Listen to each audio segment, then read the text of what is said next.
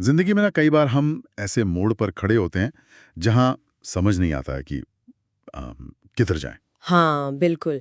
जैसे नौकरी करें या अपना कुछ बिज़नेस शुरू करें। सही। या फिर यहीं रहें या विदेश चले जाएं कोई रिश्ता है, उसे निभाएं या छोड़ दें। ये उलझनें फैसला लेना बहुत मुश्किल बना देती हैं ना? हाँ, बिल्कुल। तो आज हम इसी उलझन को थोड़ा सुलझाने की कोशिश करेंगे।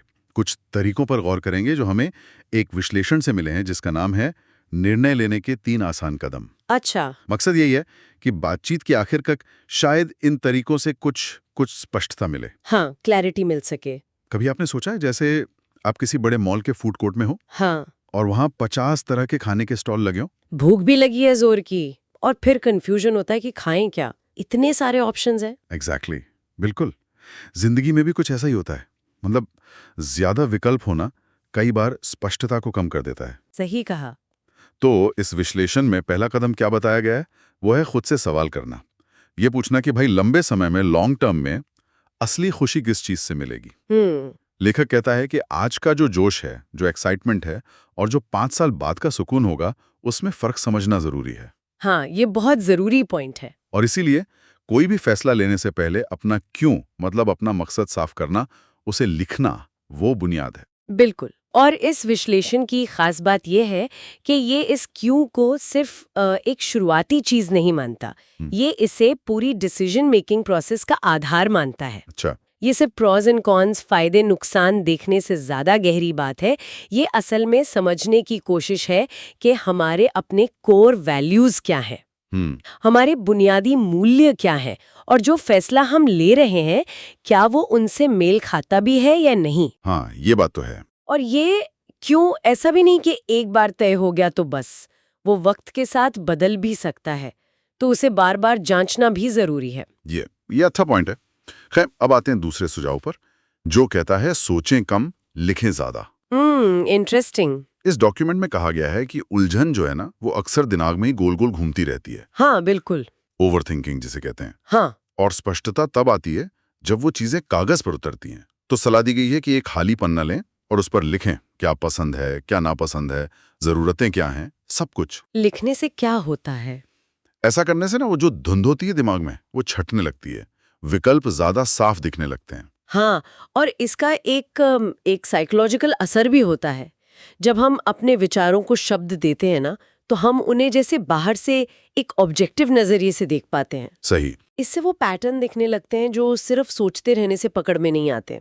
जैसे शायद इसी विश्लेषण में एक उदाहरण था कि किसी ने अपनी नौकरी के बारे में लिखा, क्या अच्छा लगता है, क्या बुरा। हाँ, था शायद। और तब उसे समझ आया कि अरे, मुझे लोगों से मिलना जुलना पसंद है, पर अकेले बैठकर रिपोर्ट बनाना नहीं। तो लिखने से ऐसी छुपी हुई प्राथमिकताएं जो हैं वो सामने आ जाती हैं। बिल्कुल सही कहा। अच्छा, और तीसरा कदम वो है बड़े फैसले से पहले छोटे प्रयोग करना। छोटे प्रयोग मतलब? मतलब ये कि जरूरी नहीं कि हर बार सीधा कोई बहुत बड़ा कदम उठा लिया जाए। जैसे अगर करियर बदलना है तो एकदम से नौकरी छोड़ने के बजाय वीकेंड पर कोई छोटा सा कोर्स करके देख लिया। अच्छा, हाँ। या फिर मान लीजिए अपनी नौकरी चल रही है, उसके साथ कोई साइड हसल शुरू किया, मतलब कोई छोटा मोटा अलग से काम, ये देखने के लिए कि क्या वो सच में पसंद आ भी रहा है या नहीं। ये तो बहुत प्रैक्टिकल तरीका, इससे रिस्क कम हो जाता है। हाँ। मतलब सीधे किसी बड़े और शायद ऐसे फैसले में कूदने से बचना जो बाद में बदला ना जा सके, है ना? ये छोटे प्रयोग हमें असलियत में अनुभव लेने का मौका देते हैं। बिल्कुल। हम सिर्फ अंदाजे नहीं लगाते, बल्कि करके सीखते हैं, और फिर शायद ज्यादा भरोसे के साथ आगे बढ़ पाते हैं। वो जो कहते हैं ना, एनालिसिस पैरालिसिस, कि सोचते ही रह गए, उससे बचाता है ये तरीका। सॉरी। तो मतलब कुल मिलाकर देखें तो स्पष्टता पाने के लिए इस विश्लेषण से 3 मुख्य बातें निकली। पहला, अपना असली क्यों पहचानना और उसे लिखना। दूसरा, अपने विचारों और जरूरतों को कागज पर उतारकर साफ करना।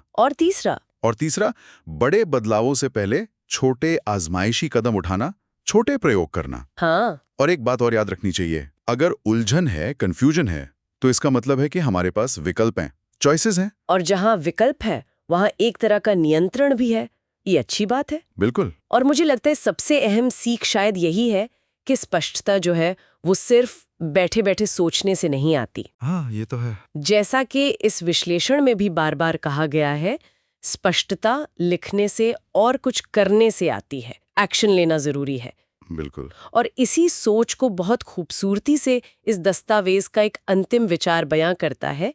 जिंदगी तब साफ होती है जब हम सोचना बंद करके लिखना और करना शुरू कर देते हैं। वाह, ये तो बहुत पावरफुल लाइन है ना? तो फिर इसी बात पर हम अपने सुनने वालों के लिए एक सवाल छोड़ सकते हैं। हाँ, जरूर। जब आपको अपने क्यों की, अपने मकसद की थोड़ी सी भी स्पष्टता मिल जाए, तो वो पहला बिल्कुल छोटा सा करने वाला कदम क्या हो सकता है जो आपको उस दिशा में आगे ले जाए?